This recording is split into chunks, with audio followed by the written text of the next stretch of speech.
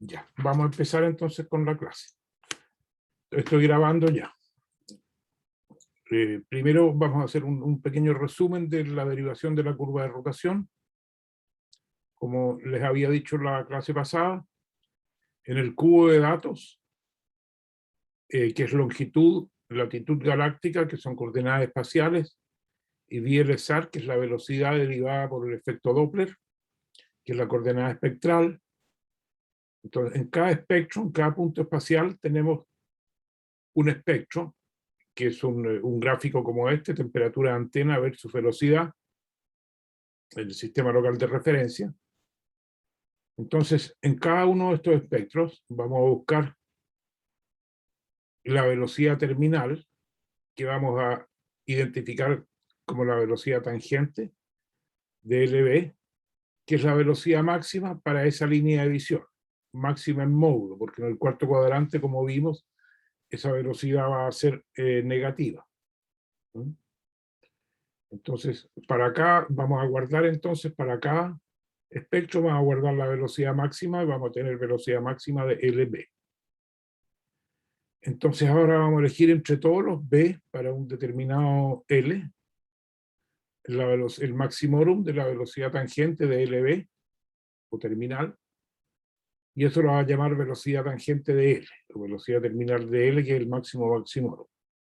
Y vamos a guardar entonces para cada L la velocidad terminal o tangente máxima, la latitud B de L, que es donde encontramos ese maximorum, y después vamos a derivar utilizando la cantidad medida, que es la velocidad terminal de L, la velocidad angular evaluada en R igual R0 seno de L, que va a ser igual a la cantidad medida, partido por R0 seno de L, más omega 0, que es la velocidad angular del Sol en el sistema local de referencia. Entonces, nótese que acá, en el cuarto cuadrante, estas velocidades van a ser negativas, pero como el seno de L también es negativo, entonces este término siempre va a ser positivo, y la velocidad angular va a ser siempre mayor que omega 0, lo cual satisface la condición de que la curva sea monotónicamente decreciente con R. Entonces, una vez que tengamos para cada R igual a R0 seno de L, para cada L tengamos esta cantidad omega, las vamos a poner todas en un gráfico, omega R0 seno de L versus R0 seno de L, y eso va a ser nuestra curva de rotación.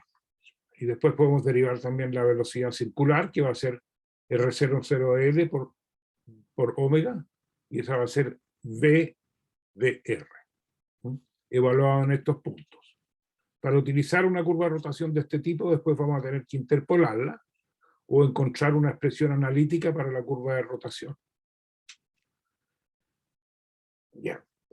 Hasta ahí entonces con la curva de rotación. Espero que hayan visto en la clase auxiliar cómo hacer esto utilizando algún software de su preferencia, que en general usan Python. En las otras secciones, en los otros años han usado Python. Ya. Entonces, preguntas hasta acá, por favor, con respecto a la derivación de la curva de rotación.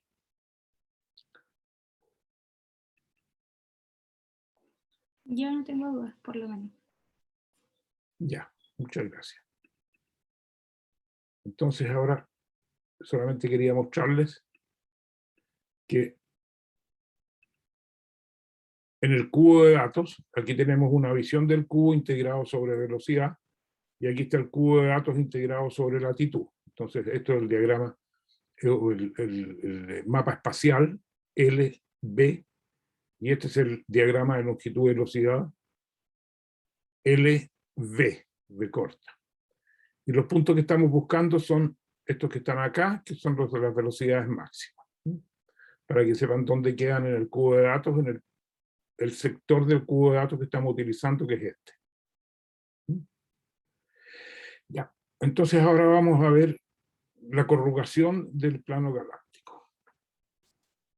Así como les dije que en el disco galáctico tiene un aspect ratio que se llama, el grosor del disco galáctico es aproximadamente 300 parsecs de la componente molecular, mientras que el diámetro es del orden de 30.000 parsecs. Entonces, la razón de aspecto del disco es 1%, o sea, su grosor versus su tamaño, su diámetro, de aproximadamente 1%. Entonces, en términos de vibraciones, eso funciona aproximadamente como el parche de un tambor, o como un disco de espesor diferencial y de tamaño infinito.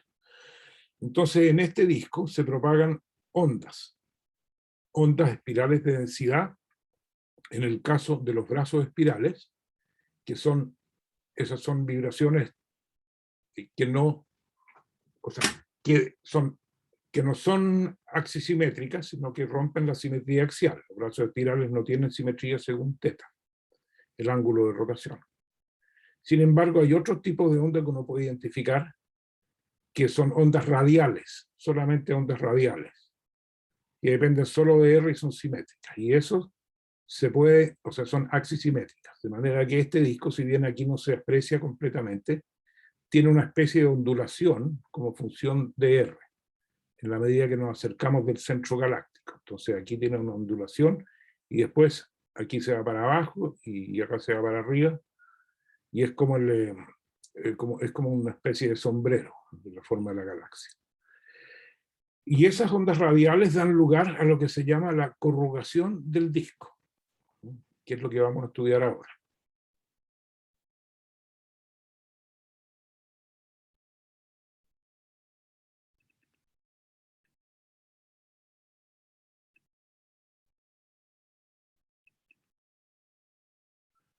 Entonces, corrugación del disco galáctico. En coordenadas cilíndricas podemos ver que si esto es Z, es la coordenada perpendicular, a estas son ya coordenadas espaciales, no angulares. No es L y B, sino que Z versus R. R es el radio galactocéntrico, la distancia al centro de la galaxia, y Z es la altitud o la separación del ecuador galáctico. Entonces, queremos derivar esta corrugación del disco, y hay una forma de hacerlo que es simple, utilizando los datos que obtuvimos. Vamos a tomar la posición del máximo de densidad para cada longitud L. Vamos a identificarlo con la posición en latitud, donde encontramos el máximo maximorum de velocidad. El v tangente de LB igual v tangente máximo de L. La velocidad terminal máxima. Y nosotros guardamos cuando hicimos las mediciones para obtener esta velocidad tangente, también encontramos la latitud a donde esa velocidad tangente se obtiene. ¿Se acuerdan? La latitud recién había que guardar, había que elegir de todos los B el que tiene velocidad máxima maximorum y guardar ese B, el B donde encontramos esa velocidad máxima. Entonces, para cada longitud vamos a tener una medición B sub m, que vamos a llamar la latitud donde encontramos el maximorum de la velocidad. Como esto lo identificamos con el punto tangencial, esto ocurre, a ver si tengo por aquí.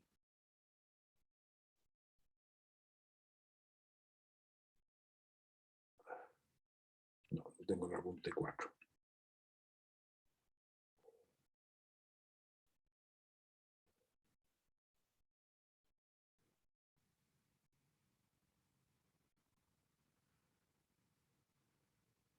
Para cada longitud, ese punto donde se encuentra la velocidad terminal, lo identificamos con el punto tangencial, por eso lo identificamos con la velocidad tangencial, y con el punto donde la línea de visión es tangencial al círculo de radio R, donde este ángulo es un ángulo recto. Pero para ese punto en particular, nosotros tenemos que R vale R0 seno de L, o sea, la distancia entre el punto y el centro galáctico, y que la distancia de ese punto está unívocamente definida, ya no hay ambigüedad, y es R0 coseno de L. Entonces, utilizando esa propiedad,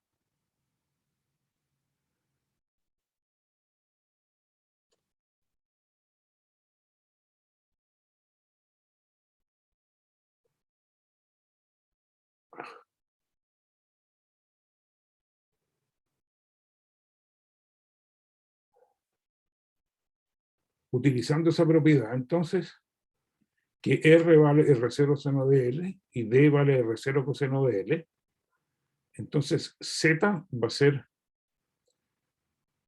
D, la distancia, multiplicado por la tangente de B, donde B es la latitud donde encontramos esa velocidad máxima. Tenemos R, D y Z. Entonces, esto, tangente de B, como B es del orden de 1 grado aproximadamente, uno puede aproximar D tangente de B máximo como D por B expresado en radianes. La latitud expresada en radianes. Ese es el primer orden del desarrollo en serie de la tangente de B. Entonces esto es D por B máximo expresado en radianes. Entonces para cada longitud vamos a tener R, que es R0 seno de L, y Z, que es R0 coseno de L, esto es D, multiplicado por la tangente de B máximo, donde encontramos la velocidad máxima. Y esto es aproximadamente igual a R0 por coseno de L, por B expresado en radianes. Entonces ahora ya podemos graficar Z versus R0 seno de L para cada L, y eso nos permite encontrar la corrugación del disco galáctico, y es un método bastante simple que se puede usar tanto en nuestra galaxia como en otras galaxias que estén de canto. Ya. Preguntas.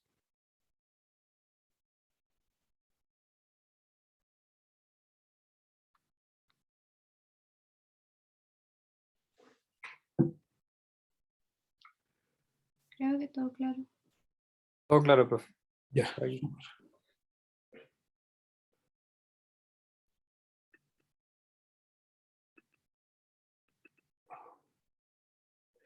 Ya. Entonces ahora tenemos la curva de rotación, hemos derivado la curva de rotación de nuestra galaxia, y la corrugación del disco. Esas son las dos primeras preguntas de la segunda tarea.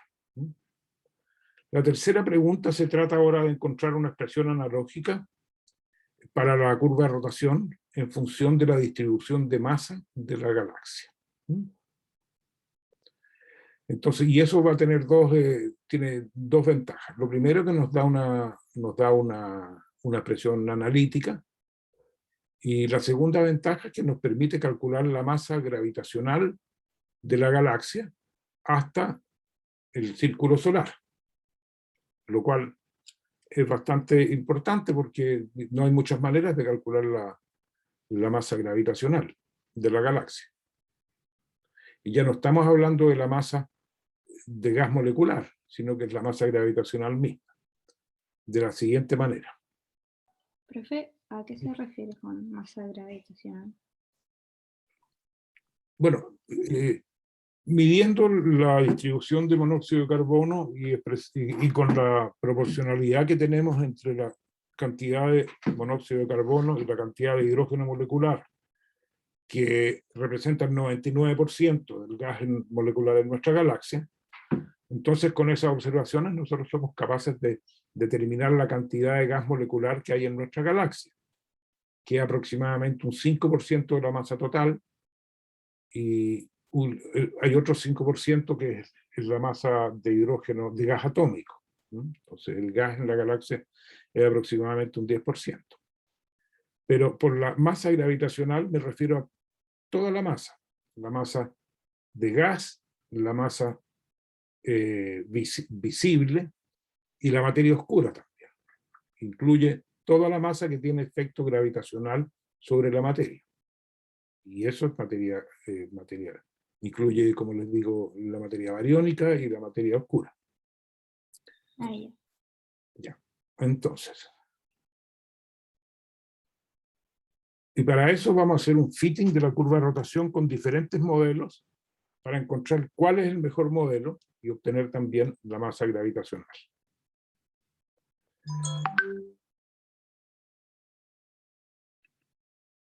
Perdón. Disculpen.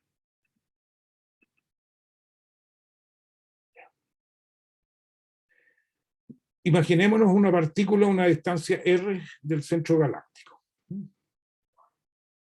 y que está en rotación pura y satisface que la fuerza centrípeta, perdón, la fuerza centrífuga, que es mv cuadrado de r sobre r, es igual a la fuerza centrípeta, que es g por m de la partícula de masa m chica, por m de r partido por r cuadrado, donde m de r es toda la masa que está dentro del radio r. Y esto ya sea una esfera, un disco, lo que sea, m de r representa toda la masa que está adentro de un círculo o esfera de radio r. Y eso va a dar lugar al equilibrio gravitacional de la partícula en rotación pura. Entonces, de aquí, haciendo un poquito de álgebra, vemos que la velocidad de rotación en R es igual a la raíz de G por la masa envuelta dentro del radio R, dividido por R. Entonces, V de R es la velocidad como función del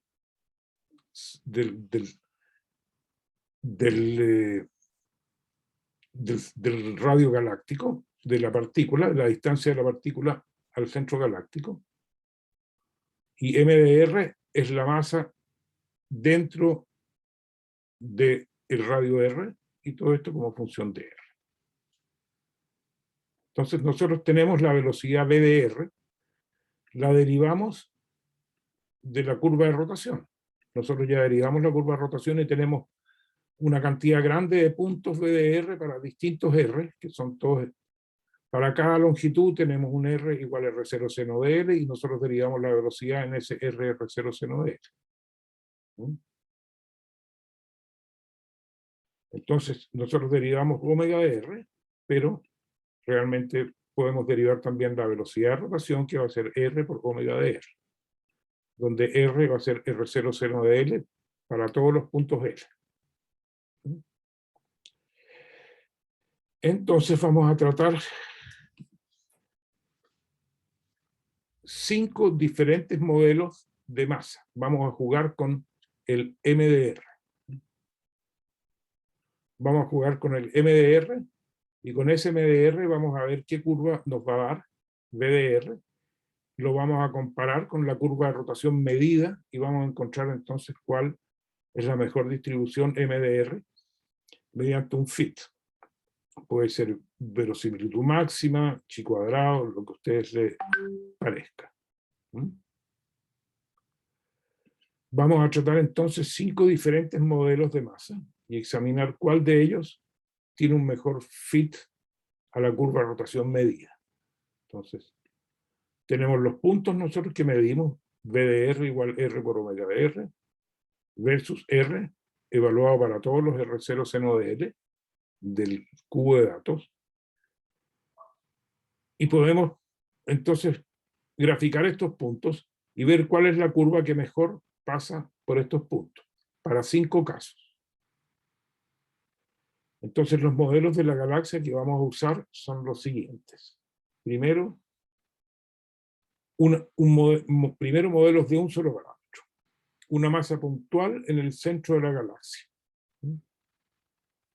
MDR es igual a M0, donde M0 va a ser el parámetro libre que tiene que ser derivado en este tipo de modelo.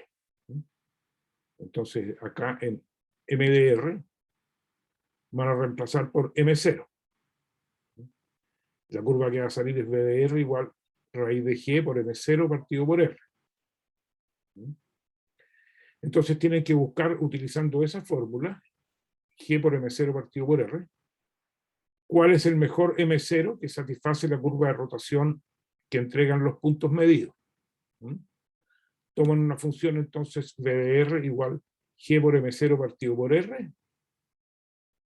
y maximizan la probabilidad de manera que encuentran el mejor M0. El segundo modelo que vamos a usar es un disco uniforme,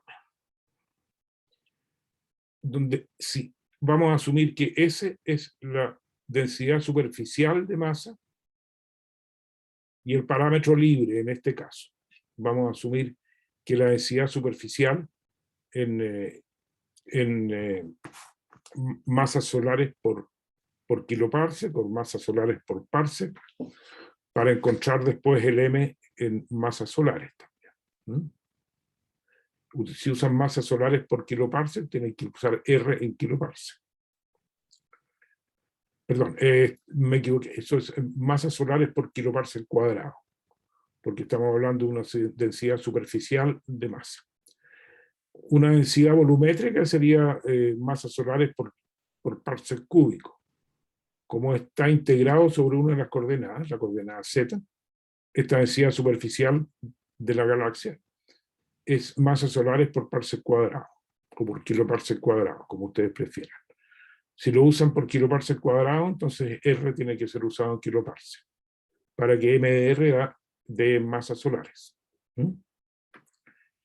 Entonces, esta es la densidad superficial de la galaxia vista desde arriba, como si la galaxia es un disco. Entonces vemos, nosotros en ese disco vemos una densidad volumétrica, y si la integramos en el eje Z, nos va a dar, como les digo, la densidad superficial, que es masas solares por parsec cuadrado. Entonces, este S, la densidad superficial, va a ser el parámetro libre, que hay que encontrar en el fit. Entonces, lo que hacen acá es reemplazar MDR por pi R cuadrado S, asumiendo que la densidad superficial es uniforme, y se encuentra cuál es el S que da la curva BDR que mejor satisface la curva, la curva de rotación medida. ¿Se entiende hasta acá lo que estamos haciendo?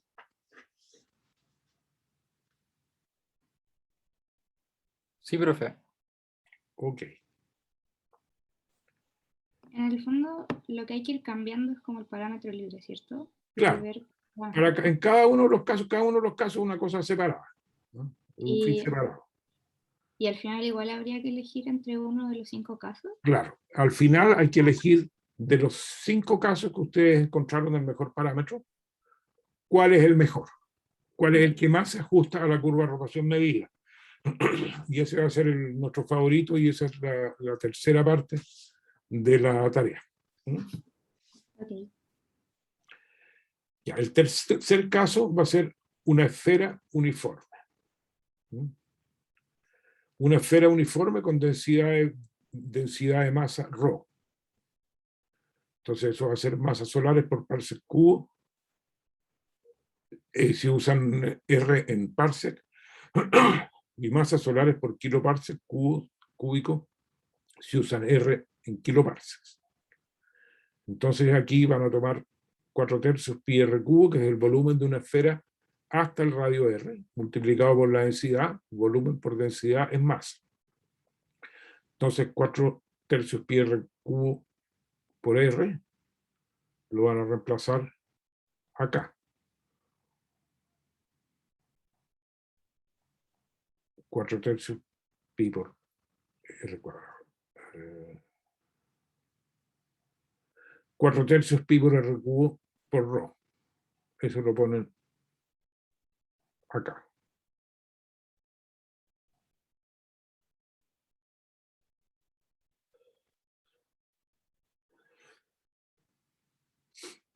Y encuentran entonces la densidad volumétrica tal que mejor satisfaga la curva medida.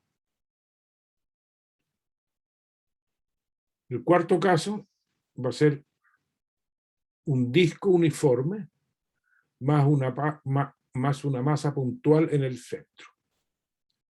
Entonces, ¿qué va a suceder? Este modelo ya va a tener dos parámetros. La densidad superficial de masa y la masa en el centro de la galaxia. Entonces tienen que reemplazar esta expresión para MDR. Va a haber que reemplazarla acá. Y ahora van a tener dos parámetros libres. De manera que van a determinar tanto la masa puntual como la densidad superficial en el disco. Y la última es MDR igual a la masa de una esfera uniforme más una masa puntual en el centro. Y va a ser 4/3 pi r cubo por rho, el volumen por la densidad de masa de la galaxia, más M0, que va a ser la masa puntual en el centro. Este modelo también tiene dos parámetros, rho y M0. Y la pregunta entonces va a ser, ¿cuál modelo de estos 5 es el que mejor describe la curva de rotación medida?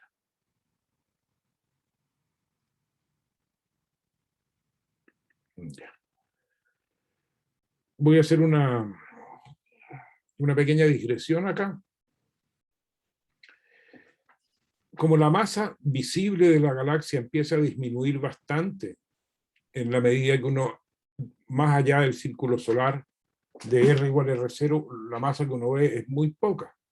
Entonces, de acuerdo a esto, la curva de rotación debería empezar a bajar. Debería entonces disminuir bastante la velocidad de rotación versus el radio en la medida que uno ya se aleja del círculo solar, o sea, a radios mayores que la posición del Sol con respecto al centro de la galaxia. Sin embargo, experimentalmente lo que se encuentra es que esa velocidad de rotación no disminuye como debería disminuir de acuerdo a la materia visible, a la densidad de materia visible que uno ve. La curva de rotación permanece, digamos, si esto es R igual a R0, la curva de rotación permanece lineal por un tiempo, por un espacio bastante grande. Pero la materia que debería mantener esa curva de rotación así, uno no la ve. Y esa fue una de las primeras, si es que no la primera, sospecha de la existencia de la materia oscura. O sea, materia que uno no ve, pero que tiene efecto gravitacional. Entonces, eso es una segunda derivada de este trabajo que uno puede hacer siguiendo después. Si uno puede derivar una curva de rotación más allá del círculo solar, compararla con la materia visible y ver que no le alcanza la materia visible, y esa es la primera derivación de la existencia de la materia oscura en nuestra galaxia. Después, en el material intergaláctico hay otras formas de determinarlo, pero esta es, para nuestra galaxia, es la primera derivación de la existencia de la materia oscura. Preguntas.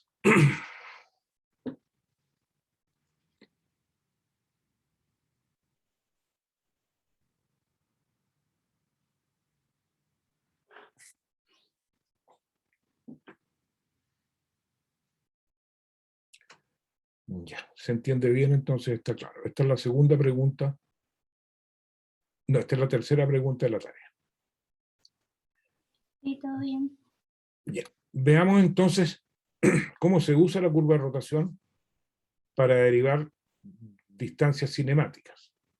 Las distancias derivadas a través de la curva de rotación para los objetos en la galaxia muchas veces son la única distancia que uno puede derivar porque como la galaxia es opaca para la luz óptica y hasta el infrarrojo cercano, recién en el infrarrojo medio se empieza a hacer más transparente, y el infrarrojo lejano y milimétrico, ahí es bastante transparente y uno puede ver los objetos hasta el otro lado de la galaxia. Sin embargo, ópticamente esos objetos no se ven y hay un límite de aproximadamente 3 kiloparsecs, que es hasta donde uno puede ver materia ópticamente sin que esté oscurecida por el polvo. Por lo tanto, la distancia cinemática es de gran importancia en la derivación de las masas. Si uno no tiene la distancia de un objeto, no puede derivar su luminosidad ni su masa. Lo único que uno tiene es un flujo. Entonces, para uno es igual un objeto muy poco luminoso y que está muy cerca a un objeto muy luminoso y que está muy lejos. La cantidad de radiación que nosotros recibimos es la misma en los dos casos. Por lo tanto, es imprescindible para encontrar la luminosidad real de un objeto tener su distancia. Y las distancias se derivan de la siguiente manera usando una curva de rotación. Primero lo que uno tiene que derivar es el radio galactocéntrico de la partícula o del objeto que uno está mirando, del objeto astronómico. Esa es la distancia entre ese objeto y el radio galactocéntrico. Y eso lo va a derivar por su velocidad proyectada sobre la línea de visión mediante el uso de la curva de rotación. Teníamos que la ecuación maestra de la cinemática galáctica, esta que está acá, después de un poquito de álgebra, uno lo puede despejar R. R va a ser entonces V de R, la velocidad en el punto R, que uno tiene que sacar de la curva de rotación, partido por VLSAR sobre R0 seno de L. Este es el VLSAR de acá, es la velocidad medida para ese punto. Aquí ya estamos hablando de cualquier punto en el diagrama de longitud y velocidad.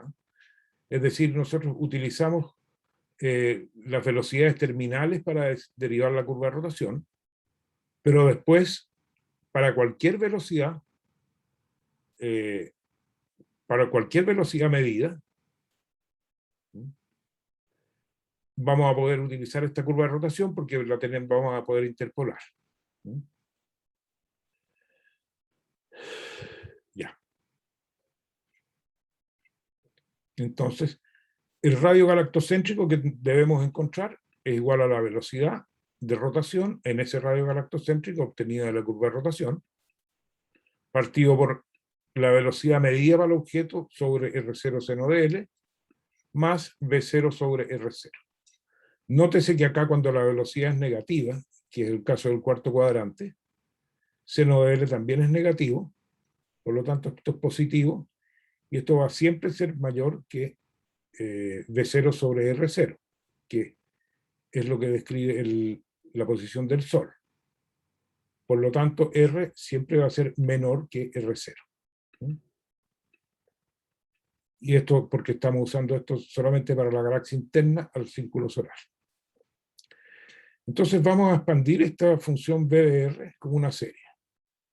B de R igual A por R elevado a 0, más B por R a la menos 1, más C por R a la menos 2, etc. Y esto porque tenemos que obligar a que esta función sea monotónicamente decreciente con R. Entonces vamos a cortar esto en el primer orden. Por eso se llama una curva lineal. B de R es igual a A por R0. R elevado a 0, perdón. R elevado a 0 es 1, por lo tanto B de R es igual a A. Es igual a una constante. Que es aproximadamente, a primer orden, la curva de rotación es aproximadamente constante. Con R. Por lo tanto, omega de R disminuye a medida que nos alejamos del centro galáctico. Porque, ya. ¿Cómo obtenemos esta constante A? sabemos que V en R igual a R0 es igual a V0, la velocidad de rotación del Sol, 220 kilómetros por segundo. Por lo tanto, A es igual a V0. Simplemente evaluamos como una constante, evaluamos en R0. Y V de R es igual a V0. O sea, la velocidad del Sol, de rotación. Y por eso se llama curva lineal. Entonces, la velocidad angular ahora es omega R, es igual a V0 partido por R, lo cual satisface que la curva de rotación de velocidad angular sea monotónicamente decreciente. ¿Mm? ¿Alguna pregunta hasta acá?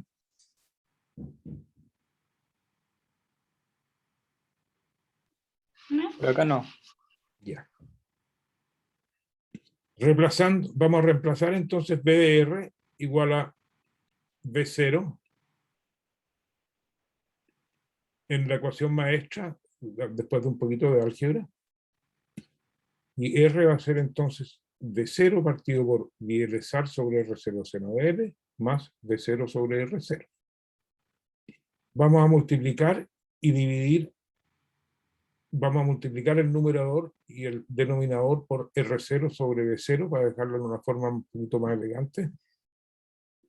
Y lo que queda entonces es R igual a R0 partido por VLSAR sobre V0 seno de L más 1. Y aquí uno ve claramente que como VLSAR partido por V0 seno de L es mayor que 0 siempre, porque si esto es negativo, seno de L es negativo, si esto es positivo, en el primer cuadrante seno de L es positivo, por lo tanto este número siempre es mayor que 0, y por lo tanto R siempre es menor que R0, lo cual es de donde partimos. Entonces, para una nube molecular o para un objeto en la galaxia, cuya longitud es L, estamos mirando en una dirección de longitud galáctica L, y que le hemos medido una velocidad en la línea de visión VLSAR, obtenida por el efecto Doppler, podemos estimar su distancia galactocéntrica, la distancia entre el objeto astronómico y el centro de la galaxia, y sus posibles distancias de n y de f, dado que hay ambigüedad en distancia. R entonces va a ser R0 partido por VLSAR sobre V0 seno de L más 1, y la distancia f o n, far o near, va a ser, ya lo habíamos derivado antes, R0 coseno de L más menos raíz de R cuadrado menos R0 cuadrado sin cuadrado de L. Y con eso, entonces, conociendo la longitud y la velocidad con respecto a la línea de visión, que la podemos medir del espectro para determinado objeto, y aquí ya estamos hablando de cualquier objeto, o sea, no necesariamente el que tiene la velocidad terminal, sino que el que está en la línea de visión y a velocidad menor o a velocidad más pequeña todavía, porque si uno mira en dirección a la galaxia, uno va a ver una cantidad de material molecular que no está exactamente toda a la misma velocidad, sino que tenemos brazos espirales, este puede ser un brazo más cercano, un brazo intermedio y este un brazo lejano. Entonces los vamos a ver todos en la línea de visión y los podemos ver y no se opacan entre ellos porque están desplazados, cada uno tiene velocidades distintas por lo menos. Por lo tanto, como su velocidad es distinta, el desplazamiento espectral por efecto Doppler es distinto y los vemos todos a la vez. Entonces, esta es una línea de visión, estamos viendo tres brazos espirales a velocidades distintas porque están a distancias distintas de nosotros.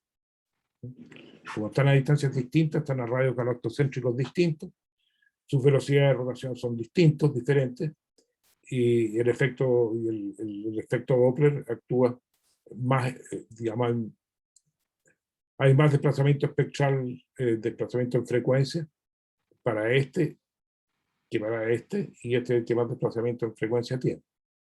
Entonces esa es la bondad de la espectroscopía, que uno no ve en la línea de visión solamente el objeto que está más adelante, que está opacando a los demás, sino que los ve todos. Aunque esté más atrás, si está en la misma línea de visión, lo va a haber desplazado en velocidad y por lo tanto va a ser capaz de dibujar todo el disco galáctico.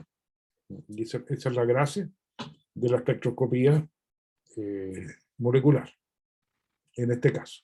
Aparte de muchas otras gracias, pero esta es una de las que tiene, las más importantes, que permite describir la forma y la masa y las propiedades cinemáticas de nuestra galaxia. Ya, entonces, volviendo al tema.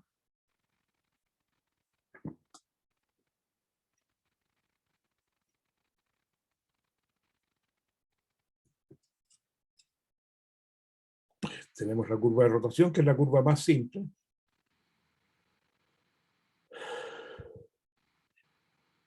Esto es el caso más simple, una curva de rotación lineal.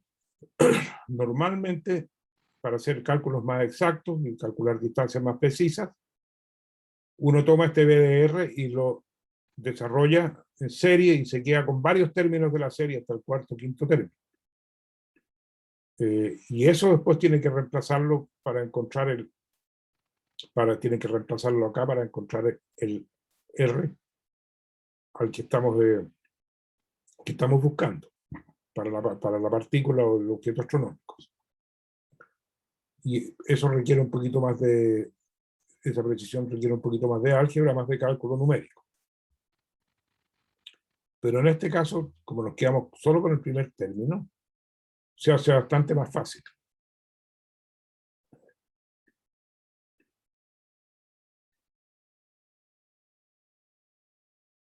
Bien. Esto es muy simple, esto, dado L y dado B, que son cantidades medidas, uno inmediatamente calcula R. En tiempos pretéritos, cuando no había teléfonos inteligentes ni computadores pequeños como los que hay ahora, yo tenía una calculadora HP15, era una calculadora, las HP las mejor que salieron, estoy hablando de 40 años atrás. ¿No? Y tenía cargado en la computadora la curva de rotación, porque cuando estaba observando este survey, estaba observando la galaxia, obtenía un dato nuevo, descubría un objeto y podía inmediatamente decir dónde estaba ese objeto en el disco galáctico, lo cual para la época era bastante interesante. Pero bueno, sigamos. Hay que notar acá que cuando R es igual a R0 seno de L, o sea, los puntos que nosotros elegimos para medir la curva de rotación, para calcularla,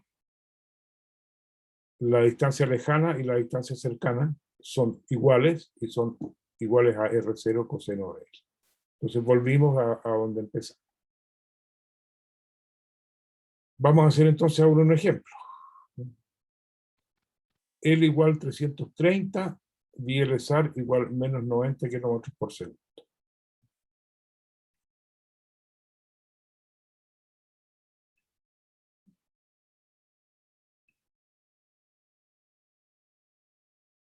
¿Por qué elijo ese punto en particular? Ese punto en particular, L igual 330 y B igual menos 90.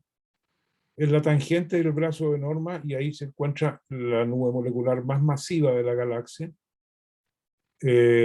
después del centro galáctico que es más masivo, pero esta es la nube molecular más, o está dentro de las tres nubes moleculares más masivas de la galaxia y ciertamente es la más masiva en la galaxia del sur, en la galaxia que nosotros podemos ver. Entonces una nube molecular de cierta importancia, L igual 330, B igual menos 90. En particular, bueno, esto tal vez es bueno que vean. Esta es la curva de velocidades terminales para la curva de rotación, y esta es la curva de rotación misma. Entonces aquí está fijada con una velocidad constante. Esto es una curva de velocidad constante. Es una curva lineal, pero en vez de 220 es 209, que es lo que obtuvimos en este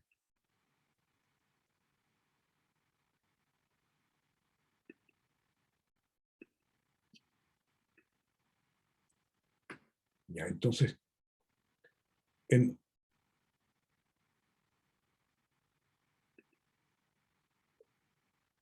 esa nube molecular, G331, descubrimos una estrella masiva en formación. Esto está observado en varias líneas moleculares. CO7A6, CO4A3, CO3A2 y otras moléculas como CS, 13CO en 2 líneas. Este es CO7A6. Lo que tiene acá es un poquito de autoabsorción. En el centro, esta línea baja, y es porque hay material muy caliente en el centro de la nube donde se está formando esta estrella de alta masa, y material frío en la periferia.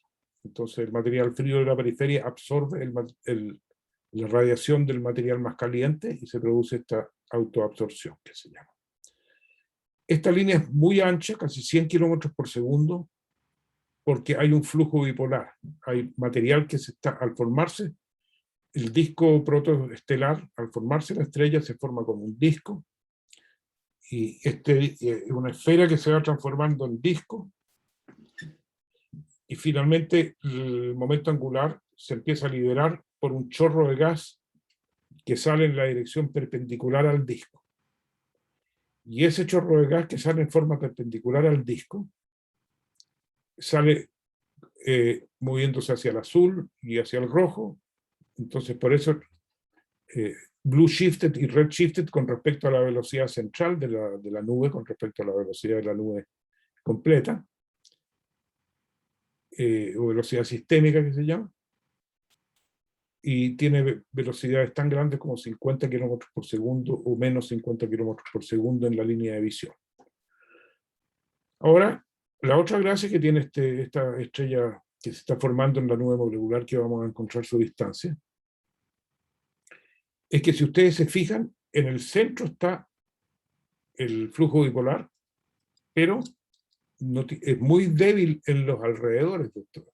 Estos son 7 segundos de arco.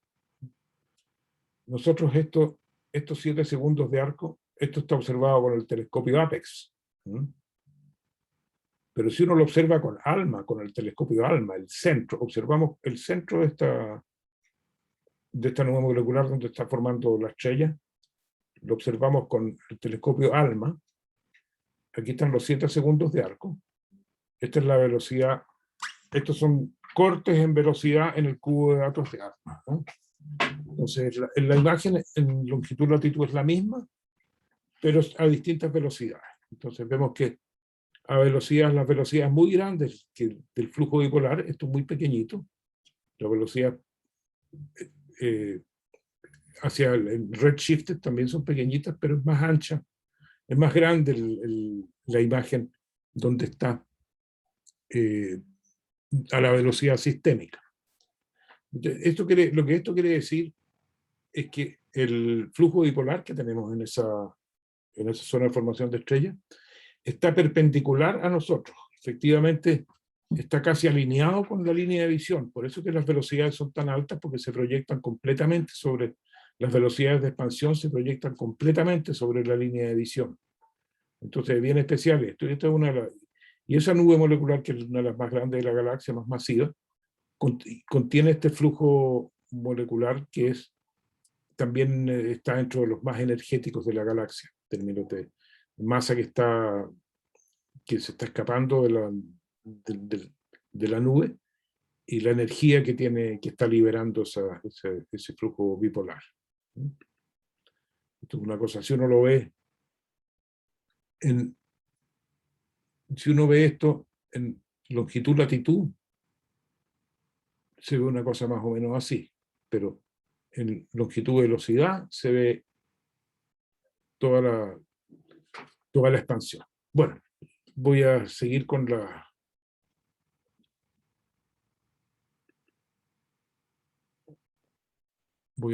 lo que estábamos viendo. Ya. L igual 330, V igual menos 90. Solamente le estaba diciendo por qué un pequeño digresión sobre por qué es importante esta nube molecular.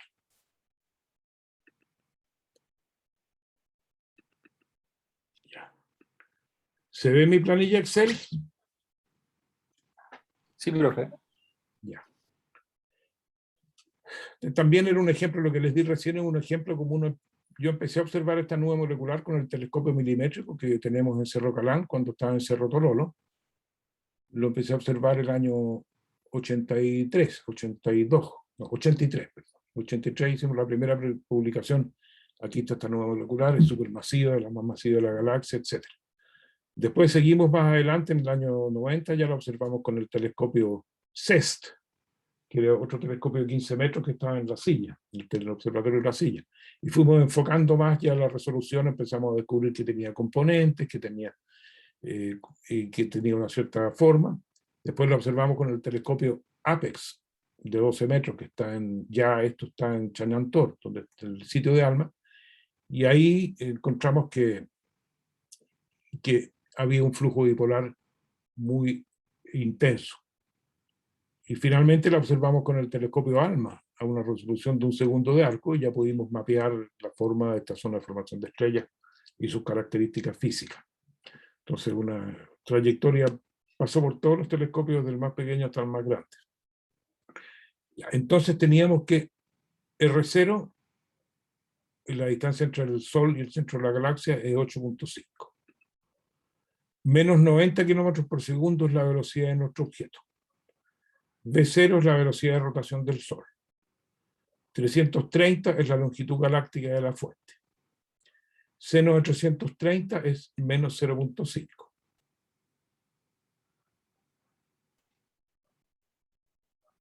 Entonces teníamos que R era igual a R0 partido por VLSAR sobre V0 seno de L más 1. Entonces aquí está, eso llevado a números. Y tenemos que el radio galactocéntrico de ese objeto es 4.675. Está aproximadamente a la mitad de la distancia entre el Sol y el centro de la galaxia, ¿no? Está en la galaxia media. Que justamente, eso es algo interesante.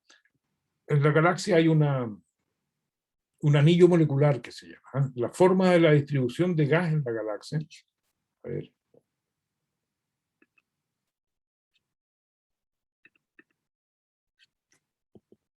La forma de la distribución del gas en nuestra galaxia es aproximadamente así. Esta es la distribución axisimétrica del gas en nuestra galaxia, promediado sobre la galaxia, ¿eh? O sea, la densidad superficial de hidrógeno molecular, la cantidad de gas molecular, versus el radio galactocéntrico. Y eso tiene un pic aproximadamente a 4.5, 4.7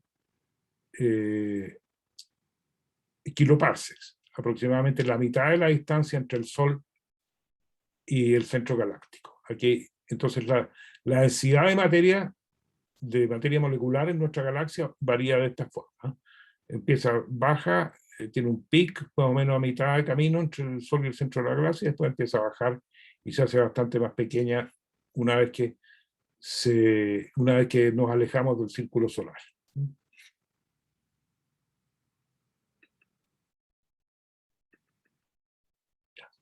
Entonces, esta nube además está en el pic de la distribución de masa de la galaxia, lo cual es bastante interesante, que se formen las nubes moleculares más grandes y más masivas, se formen donde está el pic. Entonces acá ahora tenemos que derivar coseno de L y de sub n, que es R0 coseno de L más raíz de R0 coseno de L menos raíz cuadrada de R cuadrado por R0 seno de L. Entonces este es el caso negativo, menos, y este es el caso positivo, más. Entonces, si a esa distancia, la distancia cercana es 5,41 kiloparsecs, y la distancia lejana es 9.3 kiloparsecs. Entonces, fíjense bien que si uno como la masa de la nube molecular va a depender de la distancia al cuadrado, porque va a depender de su área. Nosotros somos capaces de medir la densidad superficial de materia, que multiplicada por el área que ocupa la nube en el cielo, nos va a dar la cantidad total de masa. Entonces esto es, el cuadrado de esto aproximadamente 25 y el cuadrado de esto aproximadamente 100. Entonces es un factor de 4 entre la masa y la luminosidad del objeto, dependiendo dónde la pongamos. ¿Mm? Ya. Y creo que hasta ahí vamos a llegar con la materia. Hoy día vimos entonces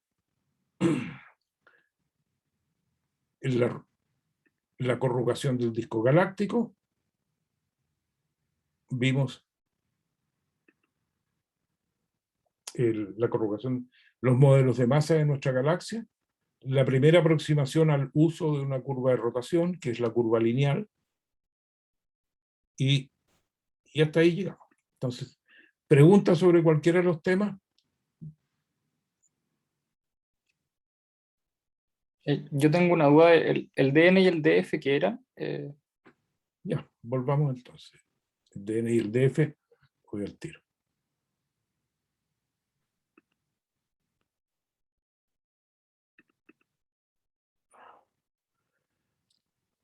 Ya, el DN y el DF es la distancia. Para un radio galactocéntrico, hay dos posiciones en la galaxia que satisfacen o que tienen la misma componente de velocidad sobre la línea de visión. Y son la distancia lejana y cercana. Y vamos a ver de dónde sale esto.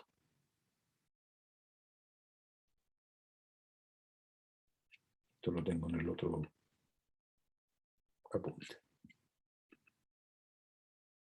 Aquí. ¿Te fijas? Nuestra línea de visión corta un círculo, corta este círculo, por ejemplo, en dos partes.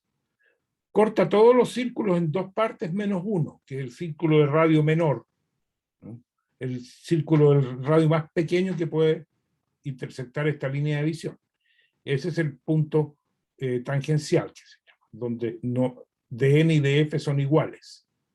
Para todo otro círculo de radio mayor a este, lo corta en dos partes. Y en estas dos partes sucede que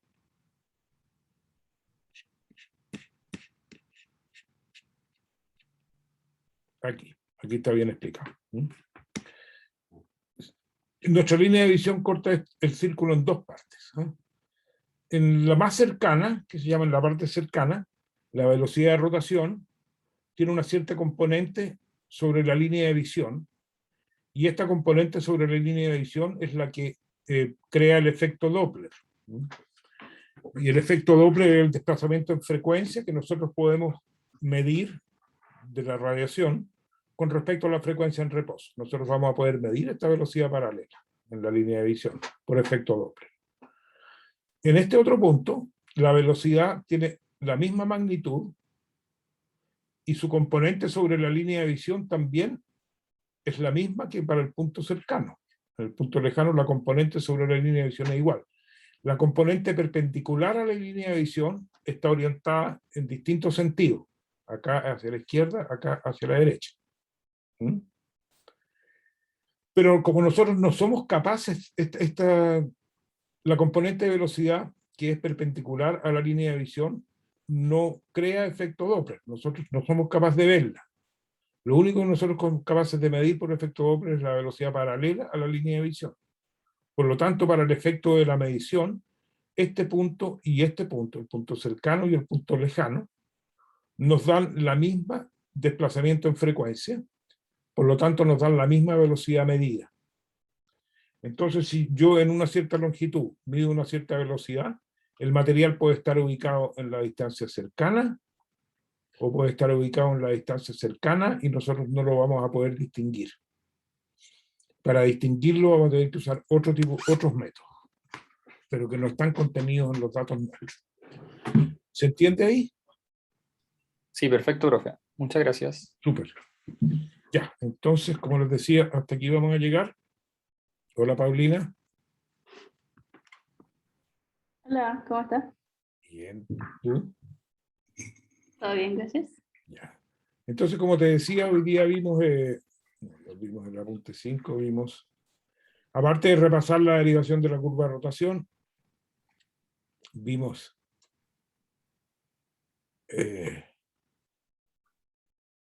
la corrugación del disco, el Z versus R en el disco galáctico.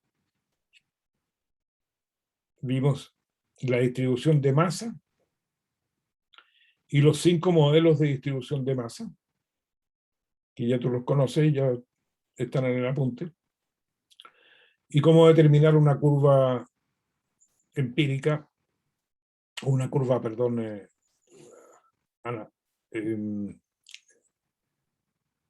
no una curva numérica, analógica, una curva analógica de rotación utilizando los datos obtenidos. Y después el uso de una curva de rotación lineal en la cual nos quedamos con el término primer orden, siendo el término de primer orden V sub R igual a V0. V de R, velocidad de rotación, igual a una constante para todo el disco. Es decir, velocidad angular igual omega de R es V0 sobre R. Esta es la velocidad del Sol y este es el radio galactocéntrico de la partícula que estamos viendo. Ya, entonces vimos eso, hicimos un ejercicio también en Excel sobre cómo utilizar esta curva de rotación y cómo calcular R y las distancias lejanas y cercanas para la partícula. Y la última duda que tenía Juan Pablo era que repitiéramos qué es lo que era la distancia lejana y la distancia cercana. Y ahí quedamos. Así que voy a Perfecto. dejar de grabar. Primero, no, a ver, pausar el uso compartido. Ahora tengo que hacerte, te voy a hacer anfitrión.